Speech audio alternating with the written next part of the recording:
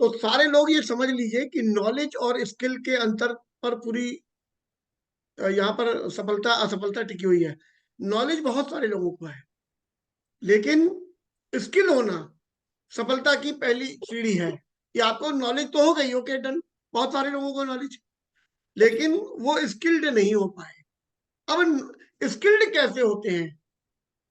Skill होने से पहले आपको नॉलेजेबल होना जरूरी है, ठीक है? तो नॉलेज से स्किल तक का जो सफर है वो कैसे तय किया जाता है, ये प्रभा मैम बताने जा रही है।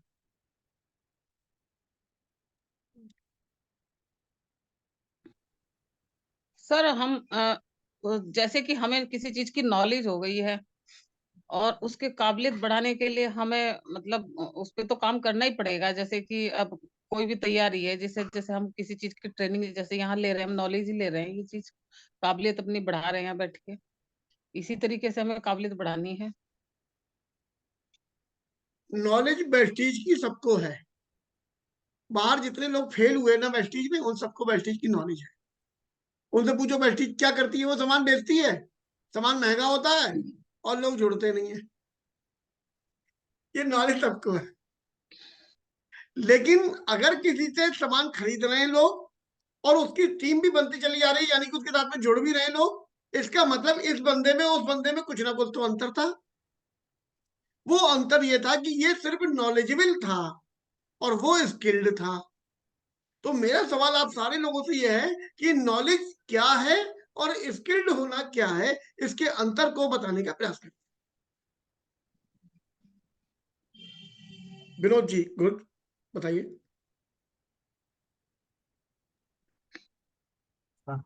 मूंगफली खाएंगे? मूंगफली गरम भुनी हुई है? गरम गरम दाने दाने या वैसी है, मतलब छील के खा रहे हो? छील के खा रहे हैं। सही यार, हमने अभी थोड़ी देर पहले खाई है। अरे सही है। बेटे हमने खाई है, और पता कैसे खाई, बेईमानी भी हुई चली हमारे यहाँ तो। जैसे अच्छा। रमा छील रही थी, रमा छील छील के हरियाणा को दे रही थी और मेरे सामने रखी थी, लो अपने आप छील के खा लो। तो मैं अपने आप तो छील के खा रहा था, हरियाणा इनसे लेती थी दाने और मेरे से आधे दाने चुपचाप मुझे दे देती थी। हाँ बेटे सही है। बाद में पकड़ गए तो ये करी, अरे हम सबका ठेका थोड़ी नहीं रखा है, सबको छील छील के दे, तुम्हें खाना खाओ। तो वो बेचारी चुपचाप दे देती थी। अच्छा, तो जो बात चल रही थी स्किल और नॉलेज के ऊपर, हाँ एक छोटे से एग्जांपल से समझाने की कोशिश करता हूँ सर। हाँ हाँ, बुला जा फरमाए। मुलाजा फरमाया जाए सबकी तरफ से। एक गाड़ी है। गाड़ी कैसे चलती है सब लोग जानते हैं, स्टेयरिंग पे बैठते हैं। ये क्लच है, ये ब्रेक है, स्टेयरिंग है, सब लोग, हर किसी को नॉलेज है इस चीज की। लेकिन गाड़ी चला वही पाता है जो जिसने गाड़ी चलाने की प्रैक्टिस करी हो, स्किल्ड हुआ हो खुद जा करके। तो स्किल्ड पैदा करी जाती है प्रैक्टिस के साथ। ग्रेट, और शानदार उदाहरण अब से 2 साल पहले दिया गया था, तुमने वही वाला उदाहरण बिल्कुल सही मौके पे बताया। Thank good. यू।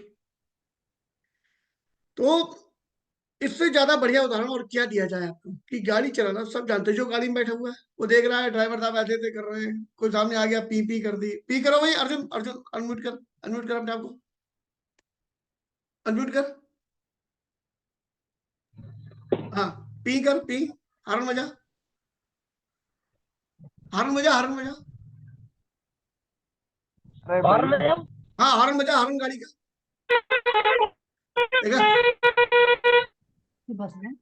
तो बस, थैंक यू थैंक यू। अबे चुप जा भाई अरे अब रोड पे चालान हो जाएगा सर, बेमतलब की। और तो अब क्या सीन, कि एक आम व्यक्ति जो अर्जुन के बराबर में बैठा हुआ होगा, जो गाड़ी चलाना भी नहीं जानता है, उसे मालूम है ये गोल गोल स्टेयरिंग है, इसको जिधर मोड़ते हैं उधर गाड़ी मुड़ जाती है। सामने कोई आ गया, हॉर्न बजा दो हट जाता है, ब्रेक लगा दो ब्रेक से रुक जाएगी गाड़ी, और वो गियर डाल दो तो चल जाएगी, उसे ताकत मिल जाएगी। सब कुछ पता होता है, लेकिन वो चला नहीं सकता पता होने के बाद भी। यानी कि उसे नॉलेज तो थी, लेकिन वो काबिलियत नहीं थी उसमें कि वो चला सकता है। ये अंतर को समझ में आ रहा है? ऐसे ही जितने लोग भी वेस्टीज में असफल हुए हैं, उनमें से बहुत बड़ा कारण इस बात का भी है कि उनको नॉलेज तो थी वेस्टीज की, उनको वेस्टीज करने की काबिलियत नहीं थी। यह अंतर समझ में आ गया सारे लोगों को? अब बात आ रही है कि नॉलेज कौन देगा और काबिलियत कौन देगा, इस पर बात कर ली जाए। नॉलेज कौन देगा, किसका काम है नॉलेज देने का, और किसका काम है काबिलियत देने का। काबिलियत कैसे आएगी आपके अंदर और नॉलेज कैसे आएगी आपके अंदर, ये भी प्रभा मैम बताएंगी, उन्होंने हाथ खड़ा किया है। आज ये फटाफट फटाफट हाथ खड़ा कर रही है, सब नंबर यही ले जाएंगे लग रहा है। खुश है आज बहुत ही। बहुत ज्यादा खुश है, इनके लोग बैठे ना ज्यादा। लाली आ रही है, देख रहे हैं हम, सही है भाई। जी अनम्यूट करके बोलेंगे तो हम लोग सुन लेंगे उसको।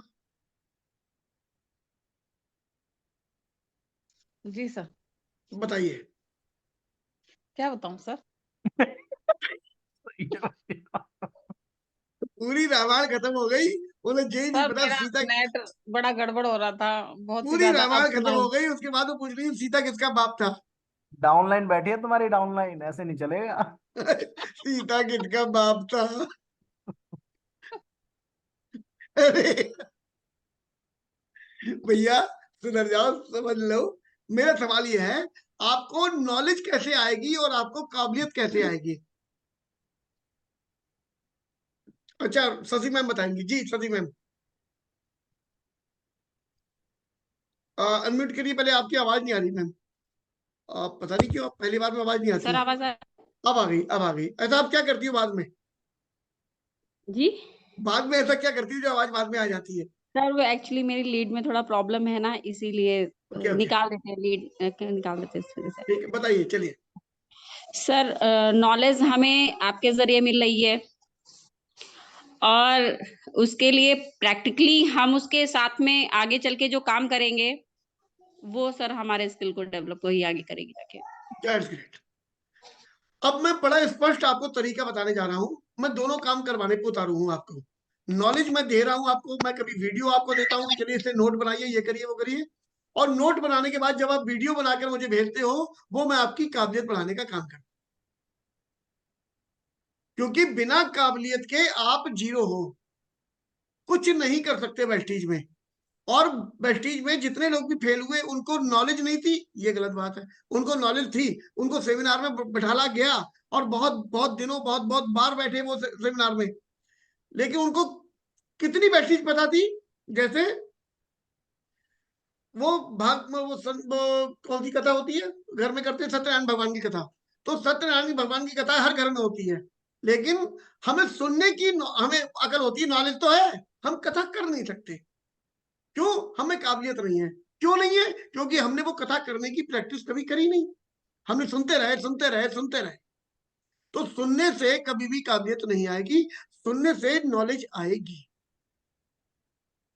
आपको कथा करनी पड़ेगी। यहां तक समझ में आ गया सबको? तो अगर मैं 3 वीडियो डेली जो बनवा रहा हूं, वो बनवा रहा हूं आपको नॉलेजेबल से स्किल्ड होने तक का सफर कंप्लीट करवा। इससे बड़ा उदाहरण और को 2 वीडियो क्यों बनवा रहा हूं। बिना स्किल्ड हुए आप वेस्टीज में सफल नहीं हो सकते। 101% आप असफल हो जाओगे। स्किल्ड होना ही होना पड़ेगा। तो अगर कोई वेस्टीज कर रहा है और वो वीडियो बनाकर नहीं भेज रहा है, तो इसका मतलब यह है कि वो असफल होने वाले रास्ते पर जा रहा। ठीक है, यहां तक क्लियर? चलिए सुनील जी म्यूट कर लिया। सीखने के बाद जब उस पर काम करते हैं तो पता चलता है कि सीख पाए अथवा नहीं सीख पाए। क्योंकि जैसे मैं कहता हूं ना, ये सेशन में आपने जो सीखा, एक वीडियो आपको ये बनाकर भेजना है कि मैंने आज क्या सीखा। तो ये कब आप मुझे वीडियो बना के भेजोगे? जब आप इधर सीखते समय बहुत ध्यान से सुन रहे हो, मुझे समझ रहे हो, मेरे भाव पढ़ पा रहे हो और नोट बना रहे हो साथ साथ। नहीं तो थोड़ी देर बाद भूल जाओगे सीता किसका बाप था। ठीक है? तो आप लोगों को सबसे पहले ध्यान रखना है कि बहुत ध्यान से समझना है, बहुत ध्यान से सुनना है, नोट बनाने हैं, जिससे आप जब वीडियो बनाओगे अपनी काबिलियत की ओर बढ़ोगे, तो ये आपको जरूरी काम में मदद करेगा। 3 तरीके के लोग होते हैं जब ये ट्रेनिंग में बैठते हैं लोग ना मेरे साथ में। तो 3 तरीके के लोग बैठे होते हैं। आप उनमें से कौन से तरीके के हो, ये आपको अभी चेक कर लेना है। पहला तरीका होता है तीनों स्टूडेंट होते हैं। पहला स्टूडेंट होता है पत्थर की तरीके का। पत्थर के तरीके का मतलब क्या होता है? वो जब पानी में डुबोया जाता है पत्थर, तो एकदम से भीग जाता है। भीग जाता है, बिल्कुल तर हो जाता है पत्थर, पानी में डुबो दो और निकाल के, जितनी जल्दी वो भीग रहा, निकाल के बाहर रखोगे उतनी जल्दी वो सूख भी जाता है। यानी कि वो जब तक माहौल में रहेगा तब तक उस पर असर पड़ेगा, और जैसे ही वो उसने मीटिंग लीव करी, उसके बाद उसकी जिंदगी से बैठी लीव हो गई। अब कल जब टाइम होगा, उसकी अपलाइन से दोबारा फोन करेंगे, जल्दी बैठो 7 बज गए, तो उसे ध्यान आएगी, अरे हाँ मैं वेस्टीज में भी तो हूँ। तो इस तरीके के लोग भी होते हैं स्टूडेंट। तो वो जब होते हैं तो ऐसा लग रहा है कि बड़े ध्यान से सुन रहे हैं, लेकिन जैसे ही मीटिंग खत्म हुई, उनका ध्यान खत्म, यानी कि वो फिर से पुरानी दुनिया में पहुंच गए। ऐसे स्टूडेंट भी होते हैं। दूसरे स्टूडेंट कौन से होते हैं? रुई की तरीके से, कि रुई को पानी में डुबो तो कैसी हो जाएगी? भीग जाएगी खूब जम के, पानी को सोख लेगी, अपने अंदर आत्मसात कर लेगी। लेकिन जब उसको निकाल के रखोगे तो तुरंत नहीं सी सूखेगी, लेकिन टाइम लगेगा और सूख जाएगी, वो भी टाइम लेगी। तो ऐसे कुछ लोग होते हैं जिनको मोटिवेशन मिल गया, वही चीज की जानकारी उनको मिल गई, उनके अंदर उत्साह आ गया, तो 2-3 दिन तक वो उत्साह से काम करेंगे, और 2-3 दिन के बाद उनका उत्साह उड़ उड़ जाएगा। कौआ उड़, चिड़िया उड़, उत्साह उड़। ठीक है, तो उनका उत्साह सब काफूर हो जाता है। तो ऐसे लोग भी होते हैं। तो आप चेक करें कि आप पहले वाले स्टूडेंट हैं पत्थर की तरह या रुई की तरह हैं, और तीसरे स्टूडेंट आते हैं चीनी की तरह। अब पानी में चीनी को डाल दो तो तुरंत नहीं गल जाएगी, रुई जल्दी भीगेगी, पत्थर उससे भी पहले भीग जाएगा, लेकिन चीनी उतनी जल्दी गलेगी नहीं। जब चीनी थोड़ा सा टाइम लेगी गलने में, लेकिन उसके बाद अगर आप गल गई जब है, तो उसको निकालने का प्रयास करोगे तो निकल नहीं सकती। अब वो आत्मसात हो गई, उसने अपना अंग अंग, एक एक कोशिका में उस समर्पण कर दिया उस पानी को। वो उससे अलग अब हो ही नहीं सकती कभी।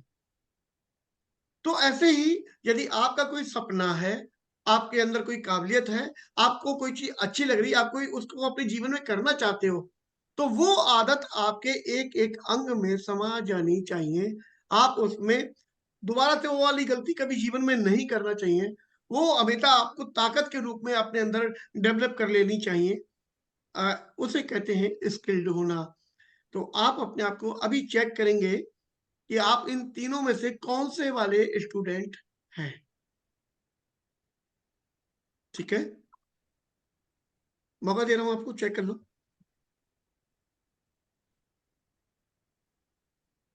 आपको बताने की जरूरत नहीं पड़ेगी कि मैं सीख रहा हूं, मैं सीख रही हूं, मैं कोशिश कर रही हूं। अपने आप दिखता है आप कौन से वाले हो, पत्थर वाले हो, रुई वाले हो, या चीनी वाले हो। आपकी जो कार्य विधि है वो बता देती है कि आप इनमें से कौन से वाले हैं। ठीक है, मैं आपको जानकारी दूं एक, आप में से कुछ लोगों को अभी फोन किया गया होगा, आप वो लोग तब आए होंगे मीटिंग में, मैं नाम नहीं पूछूंगा। आप लोगों में से कुछ लोगों को फोन किया गया होगा, तब वो इस ट्रेनिंग में बैठे होंगे आके। ये मुकेश जी बैठे हुए ना, ये मेरी टीम से नहीं है, इन्हें कोई फोन नहीं करता, इन्हें कोई फोन नहीं करता, इनकी अटक गई है, इसलिए अपने आप टाइम से आ जाते। आप सौभाग्यशाली हो कि आपका कोई अपलाइन है जो आपको प्यार कर रहा है, जो आपको फोन करके बुला रहा है। आप सौभाग्यशाली वाकई में। उनके अपलाइन ही उनको बिजनेस को छोड़ के भाग गए थे। जो उनको लेके आया वेस्टीज में, वही दूसरी कंपनी भाग गया छोड़ के। वो उन्हें क्या, कौन कॉल करेगा उन्हें, बताओ। आप सौभाग्यशाली, मैं सौभाग्यशाली हूं कि मुझे जो अपलाइन लेकर आए थे वो पत्थर की लकीर की तरह अड़े गए हैं, खड़े हुए हैं वहां पर, चट्टान बन के खड़े हुए हैं, वेस्टीज की ताकत बन के खड़े हुए हैं। दीक्षित सर, रामवीर सर, विवेक सर, तीनों महारथी ऐसे खड़े हुए हैं। अगर यही मुझे लेके आए होते और थोड़ी देर में छोड़ के भाग गए होते दूसरी कंपनी में, तो हमें लग रहा होता यार हम गलत जगह तो नहीं है यार, वो लेके आए थे उन्हें तो हम तो ज्यादा पता था, वो छोड़ के चले गए तो हम भी चले जाए। हमें बार बार ऐसी चीजें लग रही होती। हम सौभाग्यशाली हैं। और दूसरे सौभाग्यशाली क्या है, ये विनोद कुमार जी को जो लोग लेकर आए थे वो गायब हो गए नहीं है। विनोद कुमार जी और मुझ में वो जो रिलेशन डेवलप हो गए थे, उसका कारण रहा कि आज हम और वो एक साथ बचे रह सके। उस समय इनको भी खत्म करने का पूरा प्रयास किया जा रहा था।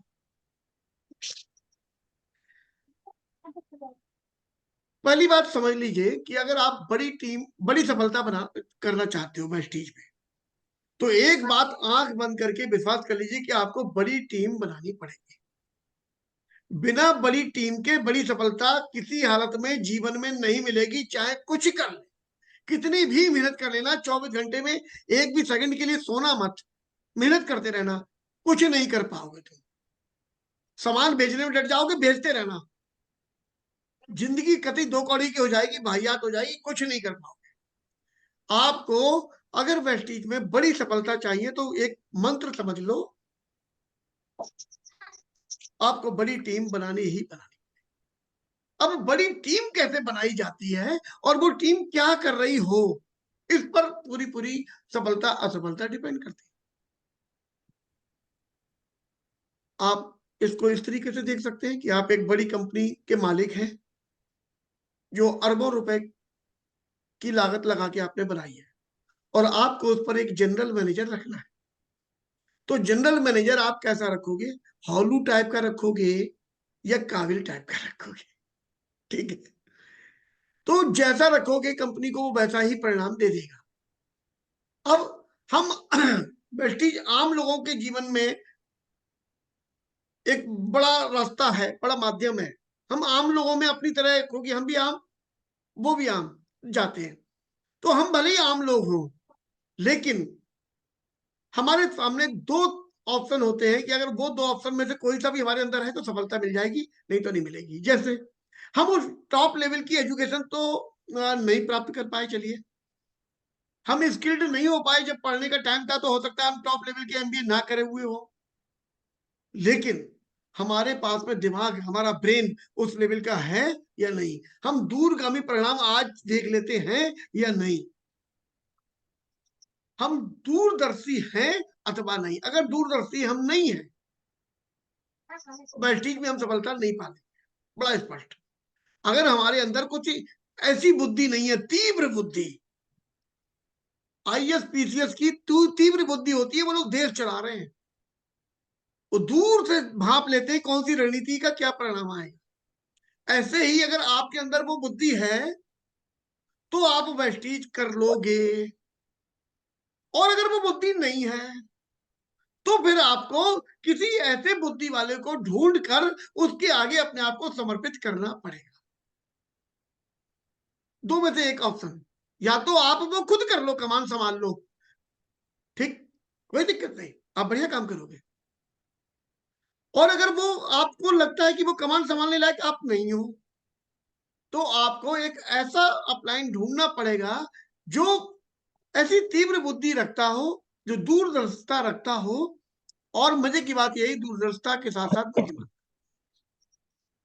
वो ऐसा ना हो कि वो तो तेज तर्रार था लेकिन आपका यूज करके वो अपनी जेब में भरता रहा, आपको उसने आगे बढ़ने का मौका नहीं दिया। तो ये आपको ढूंढना पड़ेगा, ये आपको देखना पड़ेगा। और इन दोनों में अगर नहीं हो, ना तो आप तीव्र बुद्धि वाले हो और ना ही कहीं पर समर्पण कर रहे हो, बस ये सोच रहे हो कि मैं देख के सीख जाऊंगा, नहीं सीख पाओगे, नहीं कर पाओगे।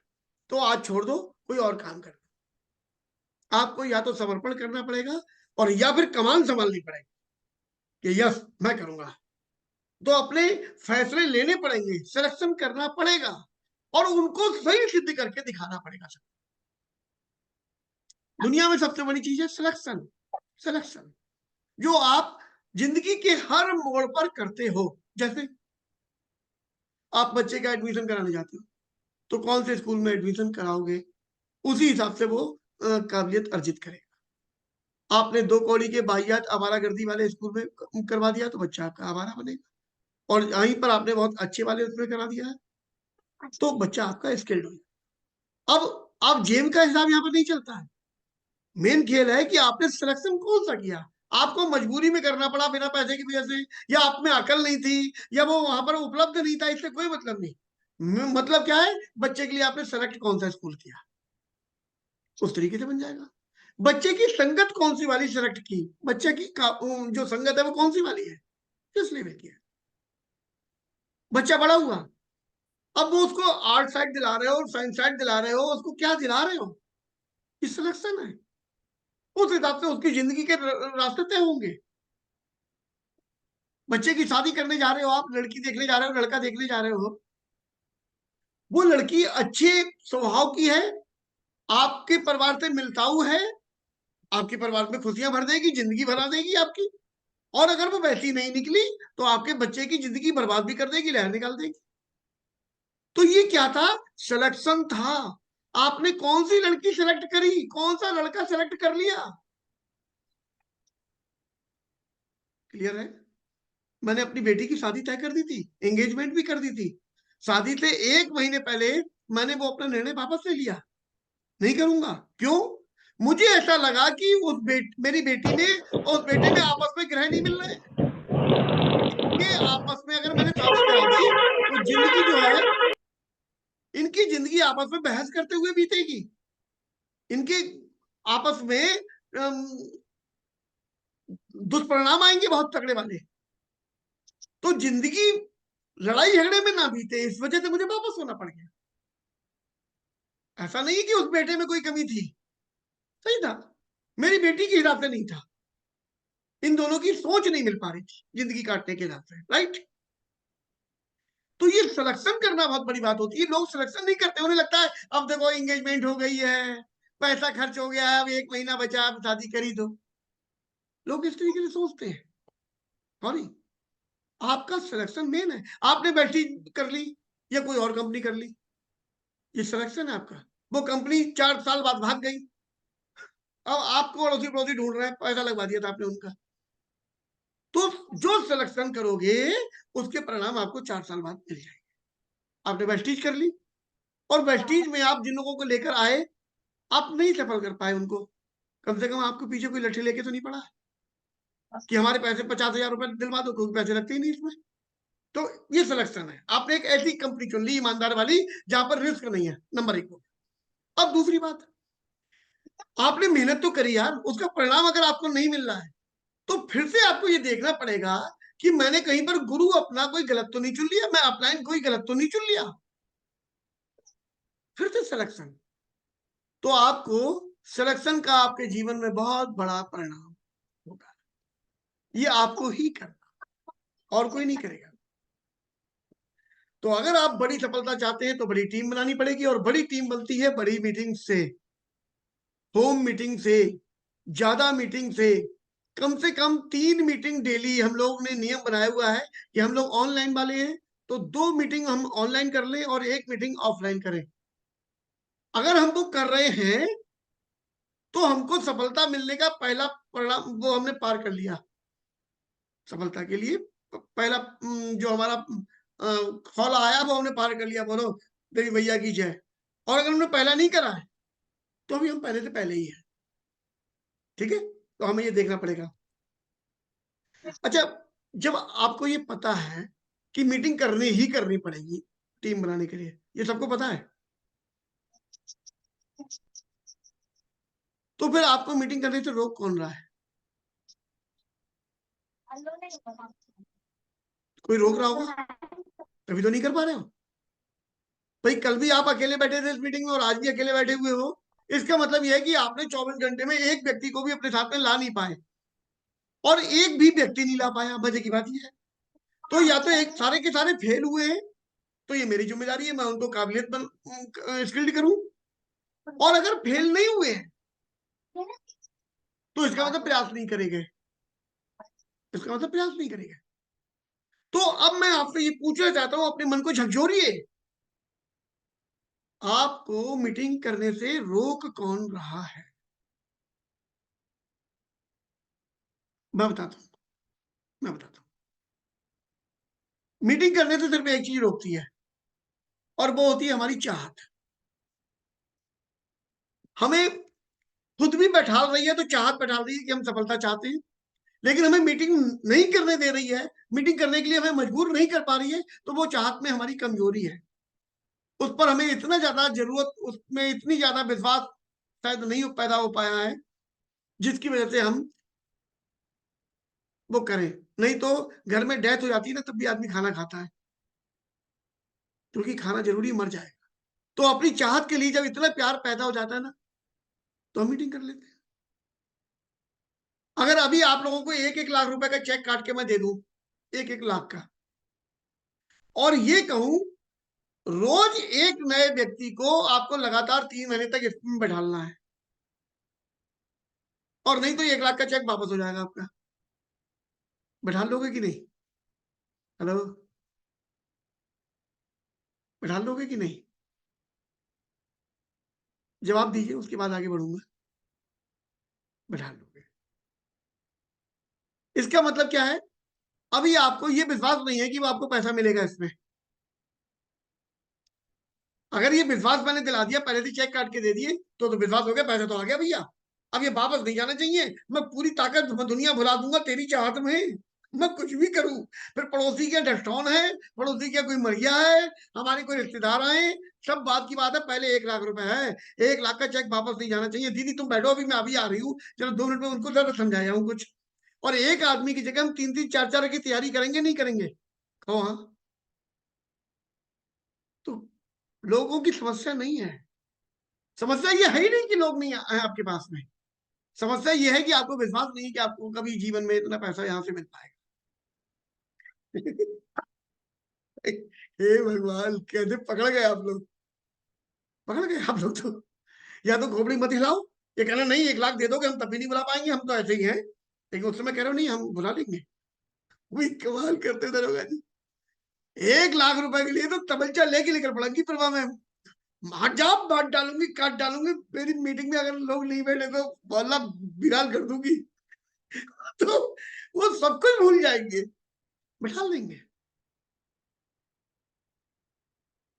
देखिए साहब, परिणाम हमेशा कर्म से आता है, परिणाम हमेशा कर्म से आता है, यहां तक सही है। और कर्म हमेशा चाहत पर डिपेंड करता है। आपकी चाहत में जितनी ज्यादा चाहत होगी, आपके कर्मों में उतनी ज्यादा ताकत हो जाएगी, आप उतने ज्यादा एक्शन मैन हो जाओगे। तो अगर आपका बिजनेस नहीं चल रहा है, तो आप और कहीं मत देखो, आप ये देखो मीटिंग हो रही है कि नहीं, पहले राउंड। और अगर मीटिंग नहीं हो रही है, तो उसके बैकग्राउंड में चले जाओ, चाहत मेरी है कि नहीं है, कुछ मेरा कोई कारण है भी नहीं है, और लगे कारण है, तो क्या वो कारण उतना ज्यादा है कि हम उसके बिना जी ना पाए? अगर ऐसा नहीं है, तो उस कारण को काटो, कोई ऐसा कारण बनाओ जिसके बिना जी ना पाओ। एक्चुअली वैसे ही तब होगा, कारण तब बनाओ, बनाना पड़ेगा।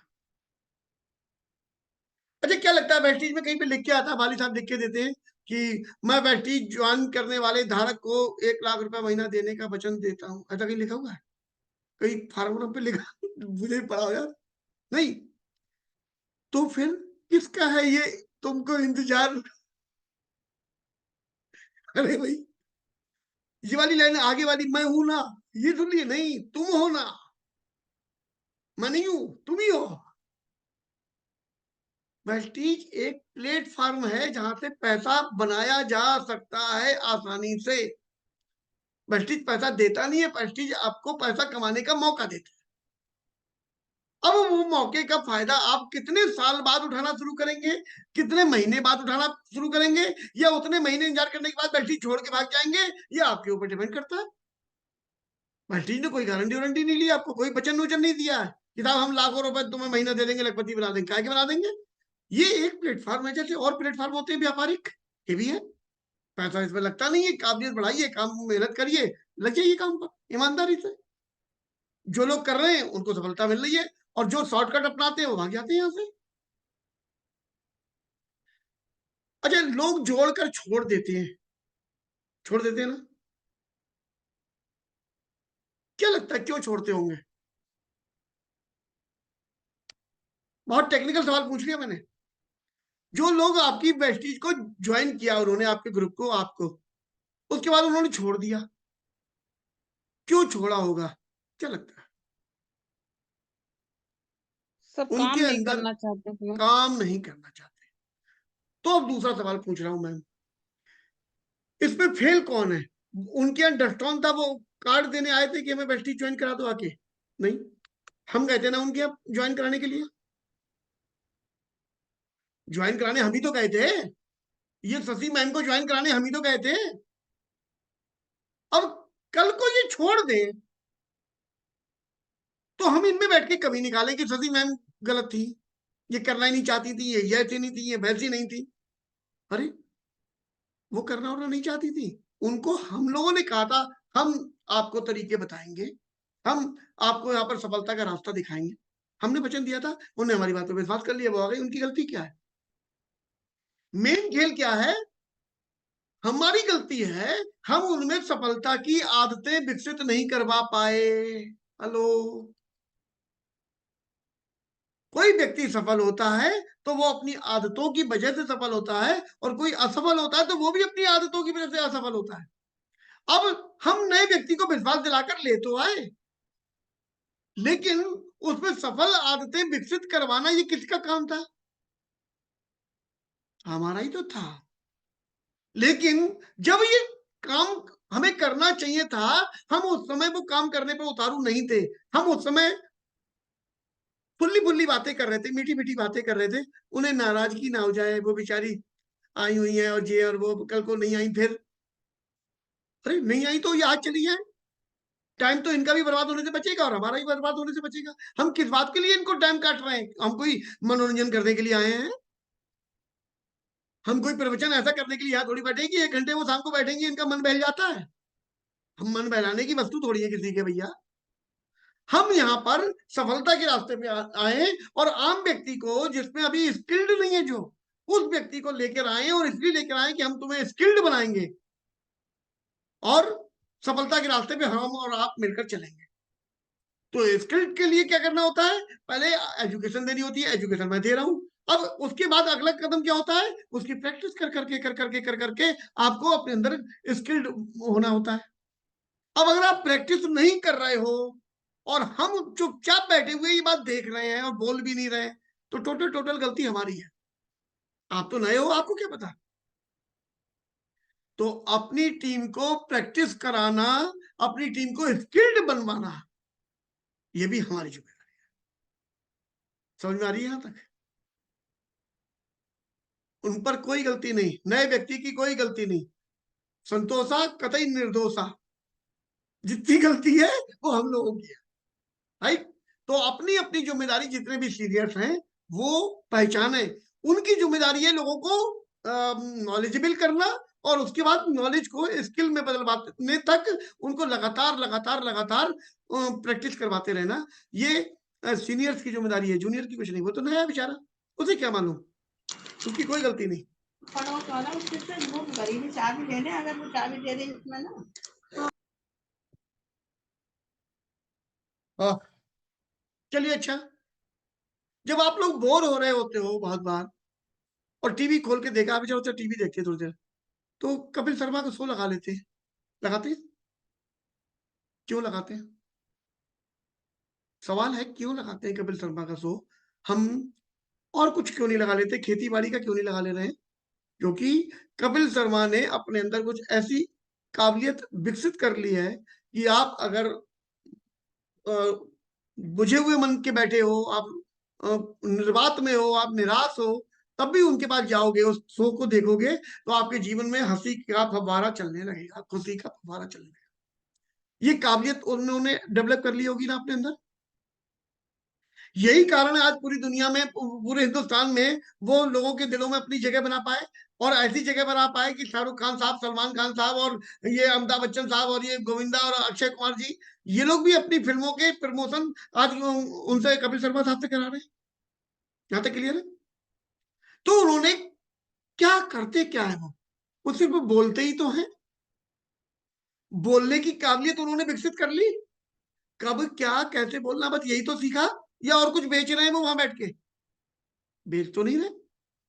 और बोलने की काबिलियत से वो लाखों करोड़ों रुपए कमाए पड़े हैं। ये बहुत बड़े बड़े जो धर्माचार्य हैं, कथावाचक हैं, ये बहुत बड़े बड़े जो नेता लोग हैं, ये खाली बोल के ही तो पूरी दुनिया को अपने बस में कर लेते हैं।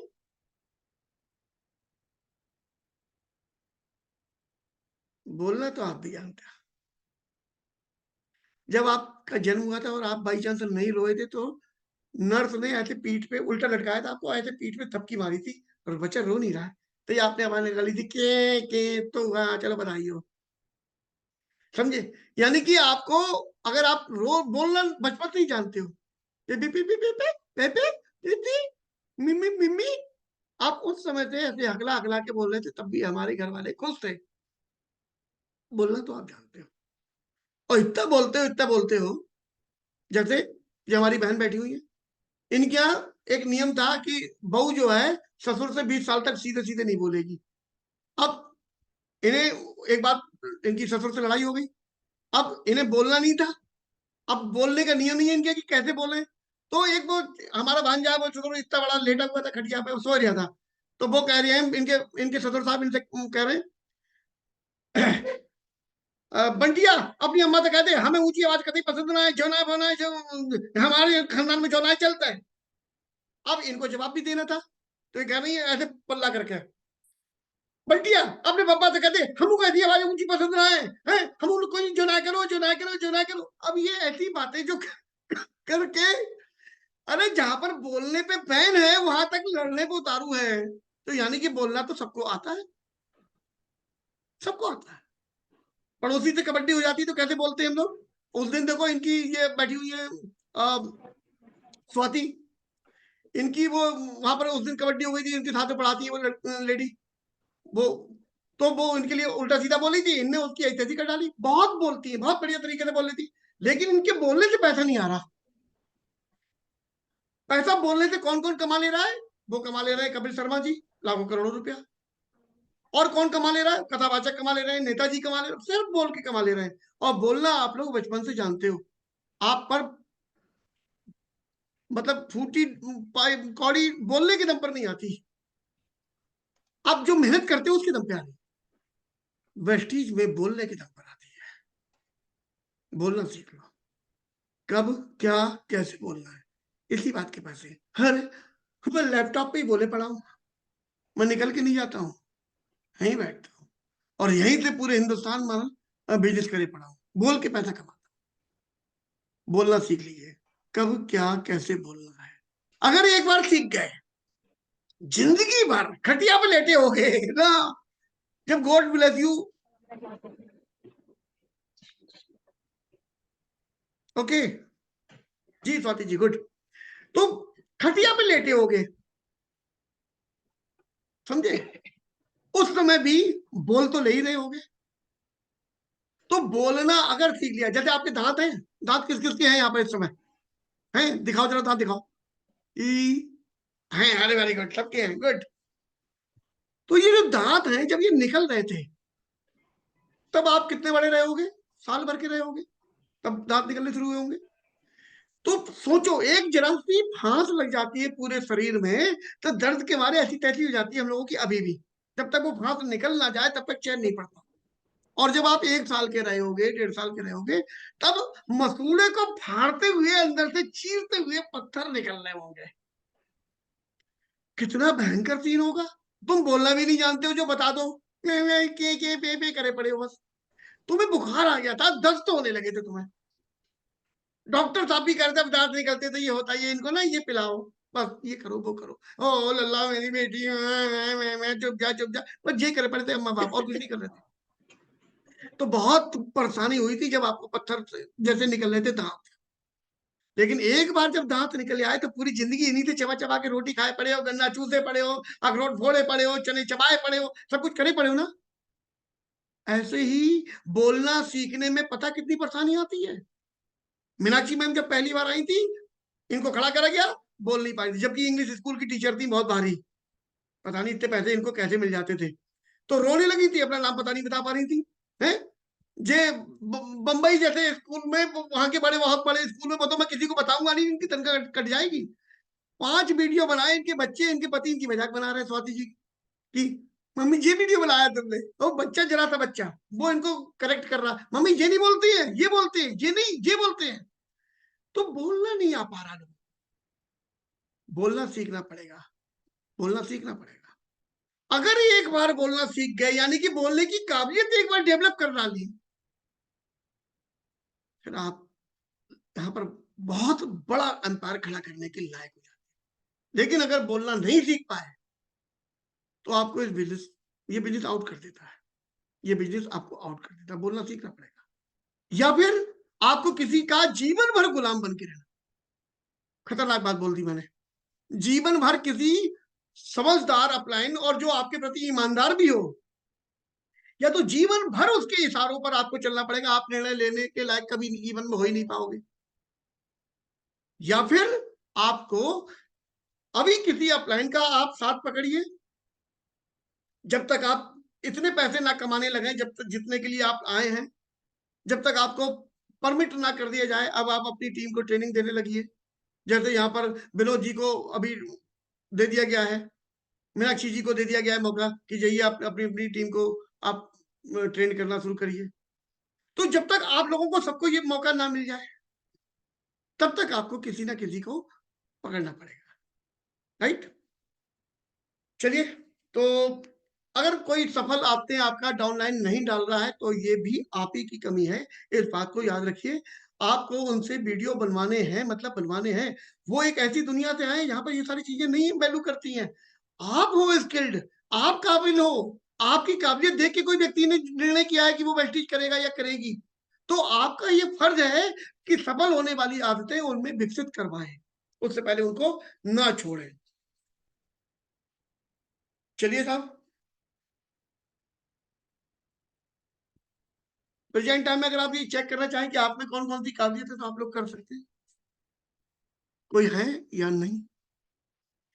आप में ऐसी कौन कौन सी काबिलियत है, अपने अंदर चेक कर लीजिए। हो सकता है आपके अंदर ये काबिलियत हो, सर बिजनेस नहीं हो रहा, सर लोग सुनते नहीं, सर लोग सामान खरीदना पसंद नहीं करते, सर मैं जहां जाती हूँ वहां पर लोग ये कहते हैं नहीं तुम्हारी कंपनी भाग गई तो। अरे ये कहेंगे, ये कहेंगे। आपके अंदर काबिलियत होनी चाहिए कि आप उनको डील करने लायक अपने अंदर स्किल डेवलप कर पाए या नहीं। क्या आपको रोते हुए बताओ ऑफलाइन के पास में कि सर उन्होंने ये कह दी, अरे ये क्या है? आप क्रिकेट को समझो, कितने खिलाड़ी होते हैं? 11 खिलाड़ी होते हैं। पूरे हिंदुस्तान में कितने करोड़ों की जनसंख्या, उनमें से 11 खिलाड़ी चुने गए जो देश का प्रतिनिधित्व कर रहे हैं गेम में। ओके, उधर से दूसरे देश के खिलाड़ी भी आए 11, उनके यहाँ भी करोड़ों में से चुन के आए 11। अब उन दोनों 11 में, यानी कि दोनों 11 सर्वश्रेष्ठ हैं उनके देश के। अब इनकी भिड़ंत हो रही है। अब आप कल्पना करो, आप खड़े हो बैट लेके क्रीज पे, और दूसरे देश का सबसे फास्ट बॉलर जो है, तेज गेंदबाज, दौड़ता हुआ आ रहा है, यार उसने बॉल फेंकी आप पे, और आप बल्ला लेके भाग गए दूर। हम नहीं खेले, थी तेज बॉल फेंक रहा, हाँ नहीं तो इससे कहो धीरे फेंके, धीरे फेंके, तो हो गया तुम्हारा सिलेक्शन, निकाल बाहर कर दिए जाओगे। तुम्हें ये कहने का अधिकार नहीं है कि धीरे फेंक। वो पूरी ताकत से बॉल फेंकेगा, उसका मकसद है या तो तुम्हें आउट करूंगा और या तुम्हारी खोपड़ी फूट डालूंगा, जिससे तुम डर जाओ और भाग जाओ। तुम्हें देख, तुम्हारी खोपड़ी फूटते देख के बाकी सारे खिलाड़ियों में डर भय प्राप्त हो जाए, वो अपना कॉन्फिडेंस खो बैठे और हम लोगों की टीम गेम जीत जाए। उनकी ये मानसिक रणनीति है। अब आप ये कहने का अधिकारी नहीं हो कि सामने वाले ने इतनी जोर से गेंद फेंक दी। अरे वो जोर से फेंकने के लिए ही पैसे ले रहा है भाई, उसे चुना ही इसलिए किया है टीम में कि वो तेज गेंद फेंकता है, वो सामने वाले को फोड़ डालता है, उससे लोग कांपते हैं, डरते हैं। तो आपको उस डरावने बॉलर पर सिक्स लगाने की काबिलियत पैदा करनी पड़ेगी कि वो जो आ रहा है चिंगारता हुआ, ऐसा ऐसे हिप्पियों की तरह बाल करके और डराता हुआ, उसकी बॉल पर जब आप ना छक्का मारेगा तो तब तुम क्रिकेट के भगवान कहलाते हो, ऐसे तमाशा नहीं है। इसके लिए करना क्या पड़ता है? 10-11 प्रकार की बॉलें होती होंगी, ज्यादा से ज्यादा 10-11 प्रकार की, और सिंक कर दी, इनर सिंक करा दी, और फुल टॉस फेंक दी, ऐसे कुछ होती होंगी, 10-12 तरीके की होती होंगी। इन 10-12 तरीके की बॉलों पर मशीन से जाल लगाकर लाखों बार वो बॉलें फेंकनी प्रैक्टिस करनी होती है कि तेज फेंको और तेज फेंको, है छक्का उड़ा दो, ये कर दो वो कर दो। क्यों? कि जब सामने लाखों बार प्रैक्टिस करनी पड़ती है उन बॉलों की, क्योंकि जब सामने असलियत में कोई खूंखार बालर आएगा तो हम उस समय डर के भाग ना जाए, हमारा कॉन्फिडेंस लेवल लूज ना हो जाए, हम उस पर सिक्स उड़ाने की क्षमता रखें। इसके लिए लाखों बार प्रैक्टिस करनी पड़ती है। आप लोगों से कहता हूं 3 वीडियो रोज बना दो। अरे 3 वीडियो? तुम्हें 30 वीडियो रोज बनानी चाहिए। जितनी तुम्हारे अंदर आग होनी चाहिए अपनी सफलता पाने के लिए, तुमको नींद नहीं आनी चाहिए बिना वीडियो बनाए, क्योंकि वीडियो बनवाने के लिए मुझे शौक नहीं है।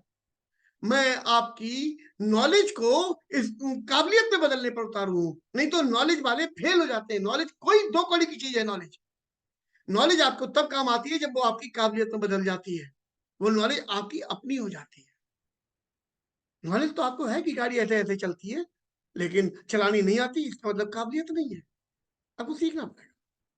ये लीडरशिप का बिजनेस है, लीडरशिप का। आपको यहां पर अगर लीडर बनना है, इसमें सुपरस्टार बनना है, लीडिंग लेडी बनना है, तो आपको अपने अंदर लीडरशिप की काबिलियत विकसित करनी पड़ेगी, अपने ज्ञान से, अपनी मेहनत से और अपने बोलने की काबिलियत से करनी पड़ेगी। आप इससे बच नहीं सकते, आपको करनी पड़ेगी। आपको जरूरी नहीं आप बहुत बढ़िया तरीके से बोलो, आप नॉर्मल तरीके से बोलो, लेकिन ऐसी टेक्निकल नॉलेज बोलो कि सामने वाले को आपसे सहमत होना ही होना पड़ जाए। अगर वो कर ले रहे हो तो फिर आप इसके लिए क्या करना पड़ेगा? जो कबीरदास शिक्षा लेने गए थे, किससे शिक्षा ली थी कबीरदास जी ने? कहां सीढ़ियों पे लेट गए थे, किसके लिए? बताना जरा, कौन बताना चाहेगा? हाथ खड़ा करिए। हाँ बहन जी बताइए, अनम्यूट करिए अपने आप को। जी, वो रामानंद जी के शिष्य थे और गुरु रामानंद जी से उन्होंने शिक्षा ली थी। तो वो वो सीढ़ियों पे लेटने वो वाला क्या सीन था? वो नहाने जाते थे रोज सुबह उठ के अंधेरे में, और सीढ़ियों पे अंधेरा होता था, तो वो जाके उन्होंने सोचा ऐसे हमें ये शिष्य नहीं बनाएंगे, तो वो जाके सीढ़ियों पे लेट गए। और जब उनका पैर पड़ा तो उन्होंने देखा कि कौन है, तो बोले अरे ये यहाँ क्या हुआ, यहाँ क्यों लेट गए? तो उन्होंने कहा बस आप हमें अपना शिष्य बना लीजिए, हम इसलिए लेटे हैं। जी, ये उनके गुरु थे और वो इतने विद्वान हुए।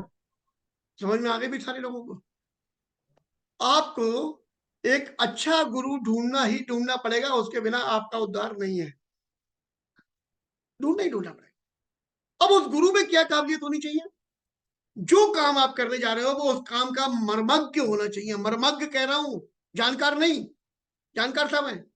वो उसका मर्मज्ञ होना चाहिए, उसका मास्टर ब्लास्टर होना चाहिए, उसका दिग्गज होना चाहिए। एक चीज। दूसरी चीज, दूरदर्शी होना चाहिए। तीसरी चीज, वो नियत का अच्छा होना चाहिए, ईमानदार होना चाहिए। ये तीनों चीजें जिसके अंदर हैं, उसको अपना गुरु बना लीजिए, और फिर तब तक उसकी एक एक बात को मानने का प्रयास करिए जब तक आपको सफलता ना मिल जाए। सफलता मिल जाए, आप वही सफलता आते अपनी टीम में डेवलप कर डालिए, ट्रांसफर कर दीजिए, बस इतना सा बिजनेस है। लेकिन ये करना पड़ेगा, इसके बिना नहीं हो सकता। रिजल्ट आपके हाथ में नहीं है, परिणाम आपके हाथ में नहीं है, परिणाम प्रकृति देती है, लेकिन कर्म करना तो आपके हाथ में है। कर्म करना तो आपके हाथ में है। कर्म करने से कौन रोक रहा है? आप वीडियो बेकार बनाया आपने, ओके डन, आपके हाथ में नहीं है कि परिणाम बहुत बढ़िया बनता। आपके हाथ में है, आप गलत बनने के बाद भी बनाते रहे लगातार, ये तो आपके हाथ में है। अगर यानी कि कर्म आपके हाथ में, कर्म करिए, परिणाम प्रकृति देगी, कैसे देगी वो जाने। मैं इसी जूम पर जब पहली बार बैठा था तो 1 हफ्ते तक मैं अपने लोगों से बोल नहीं पाता। ये लोग को मैं आमने सामने बैठ के क्लास देता था, जैसे आज मैं बिल्कुल आप लोगों के सामने बिल्कुल फ्री माइंड से बोलता हूँ, ऐसे मैं उस समय भी फ्री माइंड से बोलता था। लेकिन जब मैं जूम पर बोलना शुरू किया तो मैं जूम पर नहीं बोल पा रहा था, मैं झिझक रहा था। किनसे? अपने ही लोगों से जो दिन रात मेरे साथ में थे। प्रैक्टिस नहीं थी ना मेरी, हफ्ते भर में प्रैक्टिस हो गई। तो बरेली में सबसे पहले मैं ही था जिसने जूम का इस्तेमाल करके प्रैक्टिस करनी शुरू करी।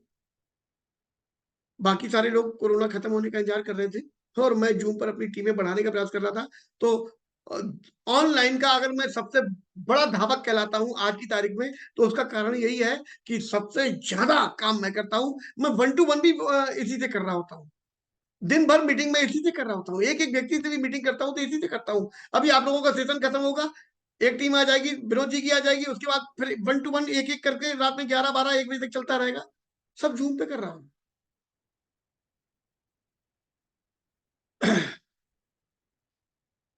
आदतें सफल बनाती हैं आदतें, और वो आपको डालनी पड़ेगी।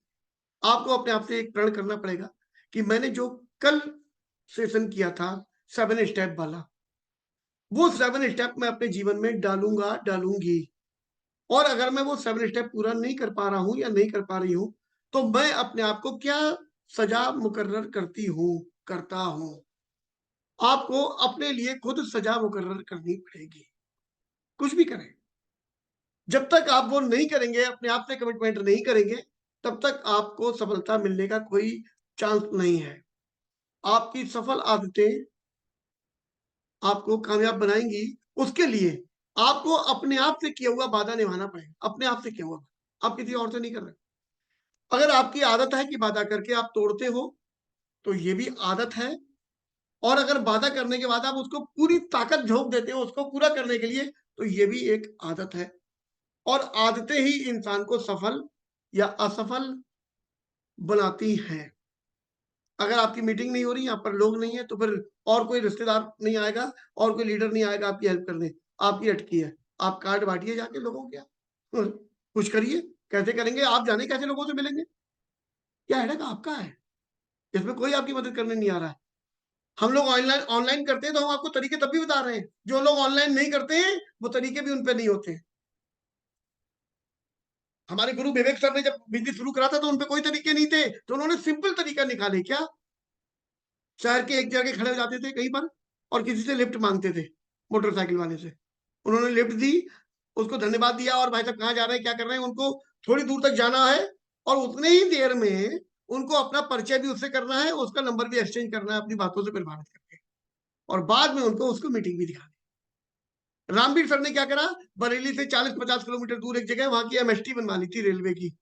तो वो यहाँ से रेलवे में ट्रेन से जाते थे और ट्रेन में रास्ते में लोगों से बात करते थे, और उधर से जो ट्रेन आ रही है उसमें बैठ के इधर आ गए, फिर इधर से उधर जा रही है उसमें चले गए, क्योंकि एमएसटी में फ्री है। और ये करते करते रास्ते में जो लोग ट्रेन में बैठे हुए हैं उनसे जान करके उनसे नंबर एक्सचेंज कर रहे होते थे, और बाद में उनसे बात कर करके उनसे उन्होंने टीम बना डाली। तो जब चाह होती है ना, तो राह अपने आप निकलती है। स्कूल में बच्चों को लेने के लिए लोग आए हुए हैं, पेरेंट्स बाहर खड़े हुए हैं स्कूल के। उस समय आप उनसे बात कर सकती हैं, अच्छा आप कहाँ रहती हैं? अच्छा मैं भी नहीं रहती हूँ। कौन सी क्लास में पढ़ता है आपका बच्चा? अरे आप जरा सा मुस्कुरा के बात तो करके देखिए उन लोगों से, वो भी आपकी पहल का इंतजार कर रहे होते हैं। और कोई बात मत करिए पहले दिन, दूसरे दिन आप आओगे तो आपकी हेलो होने लगेगी, हेलो आ गई, हाँ ठीक है, आज बड़े घर में काम बहुत था, थोड़ा लेट हो गई, मुझे लगा कि देर हो जाएगी।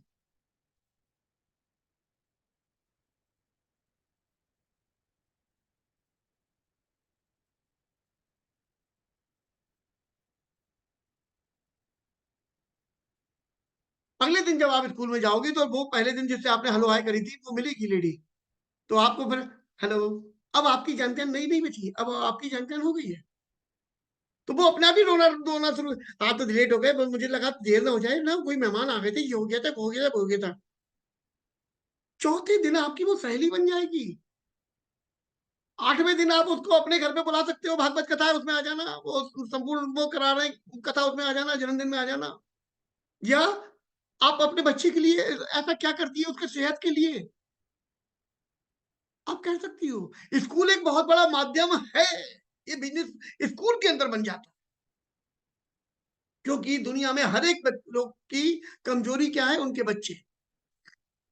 वो अपना छोड़ देंगे, लेकिन बच्चे के लिए वो कुछ भी करने को उतारू रहते हैं।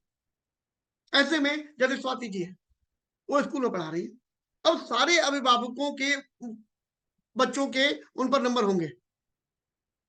ऐसे में वो खुद फोन ना करके अगर उनकी टीम के कोई बंदे हो उनको नंबर दे दिया उन्होंने, और उनसे बात की कि हम बच्चों के लिए एक हेल्थ अवेयरनेस का वो करते हैं, क्या आप उसमें इंटरेस्टेड हैं? बच्चे खाना नहीं खाते, बच्चे कोई ऐसी आप फल खिलाते हो वो नहीं खाते, बच्चे आपके ड्राई फ्रूट नहीं खाते, जबकि मल्टीविटामिन की जरूरत तो है बच्चों को। मैंने हाँ, तो ऐसे में कुछ ऐसी चीजें नई लॉन्च की गई हैं जो जिनमें मल्टीविटामिन है, जो बच्चों के लिए बहुत जरूरी है, उनके पोषण के लिए। उनको कुछ ऐसी चीजें दी गई हैं जिनको दिमाग उनका बहुत तेज हो जाता है, शार्प हो जाता है, जिससे वो उनको पढ़ाई में मन लगता है, चिड़चिड़ापन खत्म होता है। क्या ऐसी भी चीजों के विषय में आप जानना चाहते हैं? अरे 100 अभिभावकों से करोगे तो 20, 25, 50 कुछ तो कहेंगे कि हाँ बताओ। तो ये जहां चाह वहां रहा, ये मुझे किसी ने बता थोड़ी दिया, तो मैं ऐसा हर जगह करता हूं। कोई गाड़ी वाला मिल जाता तो उससे गाड़ी वाले की बातें कर रहे हैं। अभी किसने मुझे फोन पे बात करवाई थी? कल कल कल कल कल अर्जुन ने फोन मिला के दिया, उससे बात की अपने दोस्त से, मुझे फोन दे रहे हैं। मैंने कहा कौन है? उन्होंने कहा वो पीओपी का काम करते हैं, पीओपी, घरों में पीओपी का। अब मैं आप लोगों से पूछ रहा हूं, अगर कोई पीओपी वाला काम करता है उसको आपको कैसे प्रमोट करना है?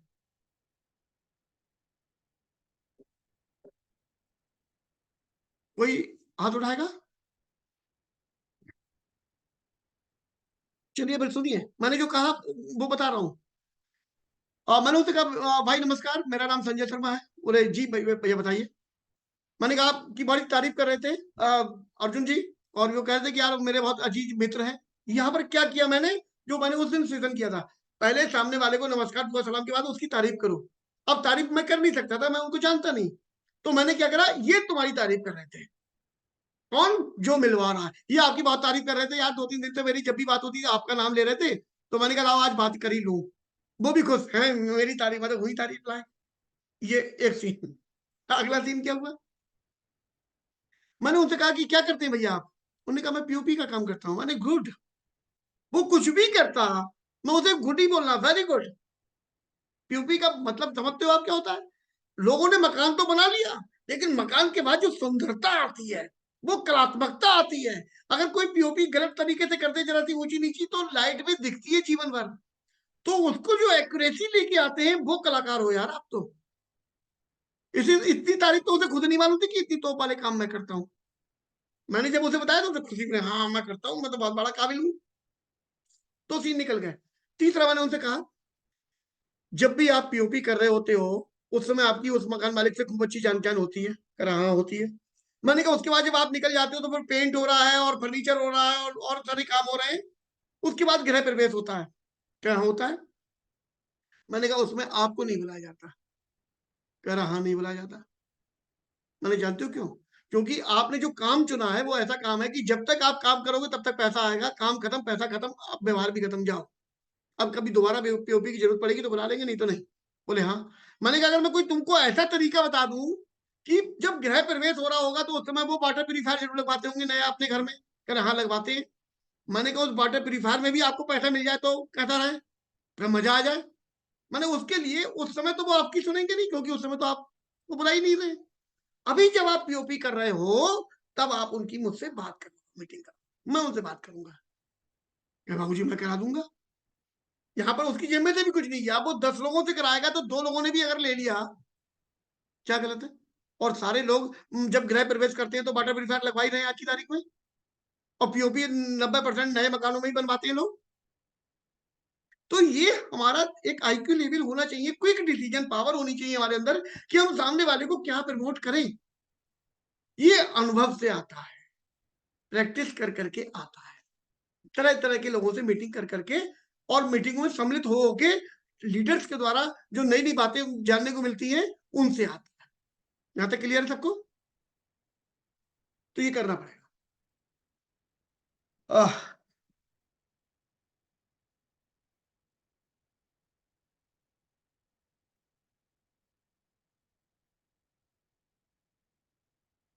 जब पैसे नहीं होते ना तो हमारा परिवार भी हमारी इज्जत नहीं कर पाता। इस बात को समझ लेना। अगर आप पैसे कमा रहे होते हो ना तो बाहर भी इज्जत है, बाहर भी सम्मान है और घर में भी है। और जब आप पर पैसे नहीं होते, नहीं कमा पा रहे होते हो, तो आपका अपना परिवार, आपके अपने बच्चे, आपके अपने माता पिता, आपके ये सारे लोग जिन पर आप जान छिड़क रहे हो ना, ये भी आपको वो सम्मान नहीं दे पाते जैसा आप चाहते हो, नहीं मिलता है। आपको पैसा तो कमाना पड़ेगा, सम्मान के लिए कमाना चाहते हो सम्मान के लिए कमा लो, घर के मजबूती के लिए कमाना चाहते हो उसके लिए कमा लो, कुछ भी कर लो, पैसा तो कमाना पड़ेगा। इज्जत जो होती है ना आपकी, वो आपकी कमिटमेंट से होती है, जो आप तोड़ते रहते हो, इसलिए इज्जत नहीं हो पाती। आपको अपने वचन निभाने के लिए कमिटेड होना ही होना पड़ेगा। 3 वीडियो, 3 मीटिंग, एक ऑनलाइन, 2 ऑनलाइन, एक ऑफलाइन आपको करनी चाहिए। अब हम जब भी मिले तो हमारे दिमाग में कुछ काम गूंजते रहने चाहिए, नहीं तो दुनिया हमें ये मान लेगी कि हमें बेशर्मी से जीने की आदत पड़ गई, हम बार बार कमिटमेंट तोड़ते रहते हैं। ये रॉयल्टी बिजनेस है। ये रॉयल्टी तब आती है जब आपकी टीम आपकी तरह बन जाती है। अब अगर आप बेशरम बन चुके हो तो आपकी टीम भी बेशरम बन जाएगी और सारे बेशरम मिलकर चवन्नी नहीं कमाएंगे। और आप अगर कमिटेड हो चुके हो, आप अगर लीडर बन चुके हो, तो आपकी टीम भी धीरे धीरे लीडरशिप की तरफ बढ़ेगी और हम सारे लोग रॉयल्टी बिजनेस की ओर अग्रसर हो जाएंगे। अपलाइन साथ नहीं दे रहा, डाउनलाइन साथ नहीं दे रहा, ये सब फालतू बातें। आपको अपना साथ देना पड़ेगा। एक गुरु चुनिए और वो जो बताए वो करने पे अपना सर्वश्रेष्ठ झोंक दीजिए। चलिए, आज के लिए इतना ही काफी है। कुछ भी करना चाहते हैं, कुछ भी बात करना चाहते हैं? जी बहन जी। जी, पहली बात तो ये कि हम आज देर में हमने मीटिंग ज्वाइन की क्योंकि हम नासिक चले गए थे अस्थि विसर्जन के लिए, अभी लौटे थे। और दूसरी बात, हम यहाँ पे कोई वीडियो नहीं बना पा रहे हैं, इसलिए हम जब कोई तक बात यहाँ नहीं, नहीं डाल कोई बात पाएंगे। नहीं, कोई बात नहीं, कोई बात थैंक यू। और नहीं। म्यूट कर लीजिए, म्यूट कर लीजिए। इसे कहते हैं कमिटमेंट। वो मेरी सगी बड़ी बहन है, मेरे सगे भाई की डेथ हुई है, वो वहां बैठी हुई है इस समय, और हम लोग ट्रेनिंग में हैं। अगर इससे भी ज्यादा विषम परिस्थिति आपके सामने है तो हो सकता है एक बार को मीटिंग छोड़ दो, लेकिन उसके बावजूद भी अगर हम मीटिंग में हैं, हमारी सगी भाभी की जब डेथ हुई थी तो शमशान भूमि में थे हम उस समय, और मीटिंग का टाइम हो गया तो मैं वहां से मीटिंग कर रहा था आप लोगों की। मेरे सगे साले की शादी थी तो बारात चढ़ रही थी, उस समय मीटिंग का टाइम था, तो मैं कार में बैठ के चढ़ती बारात से मीटिंग कर रहा था। मैं अपने कमिटमेंट को नहीं तोड़ता। वही कारण है कि आज की तारीख में मुझे लोग फेसबुक पर सुनकर मेरे साथ में काम करने पे उतारू हैं, और ऐसा ही आपके साथ में हो जाएगा। आपको अपने द्वारा किए गए कमिटमेंट की इज्जत करना सीखना पड़ेगा। जी, नेक्स्ट कोई कुछ बात करना चाहता है? बहुत जल्दी से अपनी बात कहें, उसके बाद क्लोज करूंगा। जी, जल्दी से जल्दी बोले, मौके बार बार नहीं मिलते हैं, नहीं तो मैं।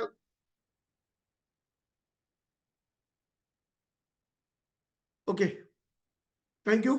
आज के लिए इतना ही काफी है। सेशन को क्लोज करता हूँ। बेसिक मेहनत।